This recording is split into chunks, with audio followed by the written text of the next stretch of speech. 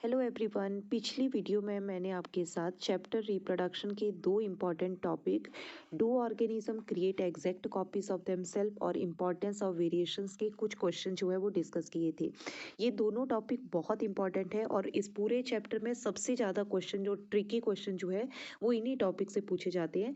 तो यहाँ से और भी बहुत सारे को ट्रिकी क्वेश्चंस बनते हैं, तो आज हम इस वीडियो में कुछ क्वेश्चन जो है वो डिस्कस करेंगे related to these two topics. So चलिए स्टार्ट करते हैं। फर्स्ट क्वेश्चन है write the full form of DNA, और हम सभी को पता है कि डीएनए की क्या फुल फॉर्म है, डीऑक्सी राइबो न्यूक्लिक एसिड।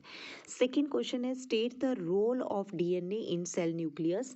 सो इस क्वेश्चन से हमें ये पता चल रहा है कि जो डीएनए है वो कहाँ पे प्रेजेंट होता है, वो सेल के न्यूक्लियस में प्रेजेंट होता है। तो कई बार ये क्वेश्चन भी डायरेक्टली पूछ लिया जाता है कि डीएनए कहाँ पे लोकेटेड है, तो आपको याद रखना है कि सेल के न्यूक्लियस में डीएनए लोकेटेड होता है।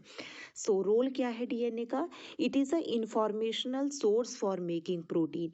हम सभी को पता है कि ये जो डीएनए है, इस डीएनए की हेल्प से आरएनए की फॉर्मेशन होती है, और ये आरएनए जो होता है ये बॉडी में प्रोटीन बनाता है, और प्रोटीन की वजह से बॉडी डिज़ाइन बनता है। सो ये प्रोटीन जो है वो डीएनए की हेल्प से बन रहा है, और डीएनए जो है बॉडी के डिज़ाइन को बनाने में हेल्प कर रही है।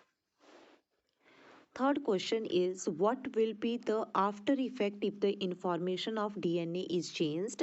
आपको बस एक लाइन बहुत ही क्लियरली याद रखनी है कि डीएनए जो है वो आरएनए की फॉर्मेशन करता है, और आरएनए प्रोटीन बनाता है, और प्रोटीन की वजह से बॉडी डिज़ाइन बनता है। अगर आपसे ऐसे पूछ लें कि जैसे ह्यूमन का एग्जांपल पूछ लें कि ह्यूमन का एक बेसिक बॉडी डिज़ाइन क्यों है, तो आपको आंसर यही लिखना है क्योंकि एक टाइप की इंफॉर्मेशन हमारे सेम टाइप की इंफॉर्मेशन हमारी बॉडी के अंदर ट्रांसमिट हो रही है, इसीलिए हमारा बॉडी डिज़ाइन जो है वो भी सेम है। सो चलिए इस क्वेश्चन का आंसर देख लेते हैं कि क्या आंसर है। Proteins will be changed. Next question है justify the following statements, and first statement is variations are beneficial for species over period of time. So सबसे पहले हम देख लेते हैं कि वेरिएशंस क्या होती हैं। वेरिएशंस का मीनिंग है जो इंडिविजुअल में डिफरेंसेस देखने को मिलते हैं उनको हम वेरिएशंस बोलते हैं। तो यहाँ पे इस क्वेश्चन में पूछा हुआ है कि जो स्पीशीज़ में वेरिएशंस देखने को मिलती हैं तो किस तरीके से उस स्पीशी के लिए वो बेनिफिशियल हैं। तो चलिए आंसर देखते हैं। Variations are beneficial for species because they give survival advantage even in the adverse environmental conditions. इसका मतलब है कि अगर किसी ऑफस्प्रिंग में वेरिएशंस देखने को मिलती हैं तो उन वेरिएशंस की वजह से एवोल्यूशन होगा, और उन एवोल्यूशन की वजह से वो ऑर्गेनिज्म जो है और बेटर तरीके से एडवर्स एनवायरमेंटल कंडीशंस में भी सर्वाइव कर पाएगा। Next statement is new offspring produce are similar to their parents but not identical. इसका मीनिंग ये है कि जो नए ऑफस्प्रिंग प्रोड्यूस होते हैं वो अपने पेरेंट की तरह होते हैं, सिमिलर होते हैं। उनका एक बेसिक बॉडी डिज़ाइन होता है जो उनके पेरेंट के साथ रिजेंबल करता है, बट उनके सारे करेक्टर पेरेंट वो एग्जैक्टली कार्बन कॉपी नहीं होते हैं अपनी पेरेंट की। कि क्यों? ओके इसके पीछे क्या रीज़न है? सो वो सेम है, सिमिलर है अपने पेरेंट के। This is because of same DNA. या आप बोल सकते हो कि उनकी बॉडी में एक सेम टाइप की इंफॉर्मेशन जो है वो ट्रांसमिट हुई है डीएनए की फॉर्म में। इसकी वजह से उनका एक बेसिक बॉडी डिज़ाइन और सिमिलर बॉडी डिज़ाइन है, बट वो आइडेंटिकल नहीं है exactly due to the variations during the DNA copying. जब ये डीएनए रेप्लिकेट करता है then during the DNA replication subtle changes occur in the DNA copy जो वेरिएशंस का कारण बनती हैं। Third part is binary fission is different in amoeba and Leishmania. हम सभी को पता है कि अमीबा और लेशमेनिया जो है दोनों एसेक्सुअल रिप्रोडक्शन करते हैं, और बाइनरी फिजन मोड के थ्रू ये रिप्रोडक्शन करते हैं। बट दोनों में डिफरेंस क्या है? अमीबा जो है वो किसी भी प्लेन में डिवाइड हो सकता है, बट लेशमेनिया जो है एक डेफिनेट प्लेन में ही इसकी डिवीज़न होगी। So amoeba divide in any plane but Leishmania have a definite orientation. Next question is what is meant by DNA copying? Mention its importance in reproduction. Cells use chemical reaction to build copies of their DNA. This create two copies of DNA in a reproducing cell. DNA copying is accompanied by the creation of an additional cellular apparatus to facilitate the DNA copies to separate with its own cellular apparatus. DNA copying give rise to some inbuilt tendency for variations during reproduction, which is basis for evolution.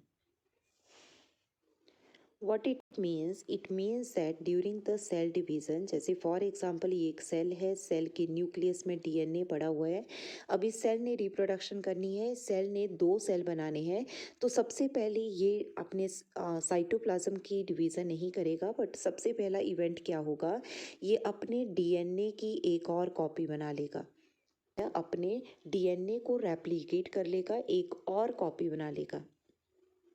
अब ये जो new DNA की copy बनी, अब ये new DNA की copy ऐसा नहीं होगा कि ये सेल इस नए डीएनए की कॉपी को बाहर फेंक देगा, पर उस डीएनए की कॉपी के लिए एक सेलुलर एपरेटस होना ज़रूरी है।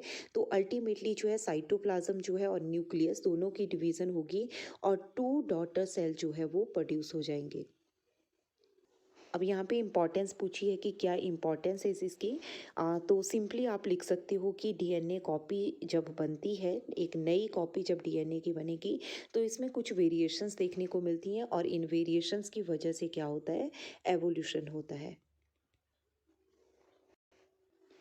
Next question is, what is the effect of DNA copying which is not perfectly accurate on the reproduction process?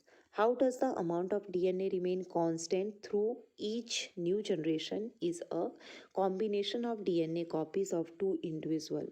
ये बहुत इंपॉर्टेंट क्वेश्चन है और इसके आने के चांसेस हैं। चलिए सबसे पहले फर्स्ट पार्ट का आंसर देखते हैं कि अगर डीएनए की कॉपी जो है वो एक्यूरेट नहीं बनी तो क्या होगा। DNA copying leads to more variations in the offspring. Second part is, how does the amount of DNA remain constant through each new generations is a combination of DNA copying of 2 individual. इसका meaning ये है कि अगर आप human का case लो, तो in the case of human आप सभी को पता है कि टोटल जो है वो 46 क्रोमोसोम है, 23 पेयर्स हैं। जब गैमीट सेल की फॉर्मेशन होती है तो उनमें 23 क्रोमोसोम रह जाते हैं, बट फाइनली फिर से जब इंडिविजुअल बनेगा, गैमीट की फ्यूज़न के बाद जब इंडिविजुअल बनेगा तो फिर से ये नंबर कांस्टेंट कैसे हो जाता है। जब गैमीट सेल में half the number of chromosome होगा तो ऑफस्प्रिंग में फिर से 46 कैसे हो जाता है ये नंबर, तो ये कांस्टेंट कैसे रहता है क्रोमोसोम का number from generation to generation, ये क्वेश्चन है। तो देखिए आंसर कैसे होगा। Sexually reproducing organisms have special lineage of cells which have only half the amount of DNA or half the number of chromosome as the parent cell. अगर आप हिंदी में simple तरीके से समझे तो ह्यूमन केस अगर आप देखें तो 46 क्रोमोसोम है, बट जो गैमीट सेल की फॉर्मेशन होगी उसमें 23 क्रोमोसोम ही होंगे। तो 23 क्रोमोसोम जो होंगे वो मेल गैमीट में प्रेजेंट होंगे and 23 chromosomes are present in the female gamete. जब दोनों ये मेल और फीमेल गैमेट सेल आपस में फ्यूजन करेंगे जो और जाइगोट की फॉर्मेशन करेंगे, देन अगेन 23 क्रोमोसोम जुड़ के जो है वो 46 बना देंगे। तो इस तरीके से ये क्रोमोसोम का नंबर जो है हमेशा कांस्टेंट रहता है। Next question is, what are chromosomes? Explain how in sexually reproducing organisms the number of chromosome in the progeny is maintained. तो ये जो सेकंड पार्ट दिया है इस क्वेश्चन का, ये फिर से जो पहले हमने इससे पहले जो क्वेश्चन डिस्कस किया वो सेम ही है, बट पूछने का तरीका अलग है। तो आपको कंसेप्ट क्लियरिटी करनी है, क्वेश्चन किसी भी वे से पूछा जा सकता है, आंसर आपको इन्हीं टॉपिक्स में मिल जाएगा जो हम डिस्कस कर रहे हैं। क्वेश्चन के आंसर्स उन्हीं में आपको आंसर्स मिल जाएंगे, बट आपको क्वेश्चन अंडरस्टैंड करना है। सबसे पहले फर्स्ट पार्ट का देख लेते हैं, व्हाट आर क्रोमोसोम। आपके किस तरीके से क्रोमोसोम को डिफाइन कर सकते हो। Chromosomes are thread-like structure made up of DNA found in the nucleus of the cell. Original number of chromosomes becomes half during gamete formation. Hence, when the gamete combine, the original number of chromosome gets restored in the progeny. इसका मतलब कि जब एक cell जो है वो divide करेगा तो जितने नंबर ऑफ ये सेल जो होगा 2n होगा, बट जब इसमें डिवीज़न होगी देन अल्टीमेटली n नंबर जो है गैमीट सेल में प्रेजेंट होंगे। जब ये n नंबर आपस में फ्यूज़ करेंगे तो फिर से ये 2n बना देंगे।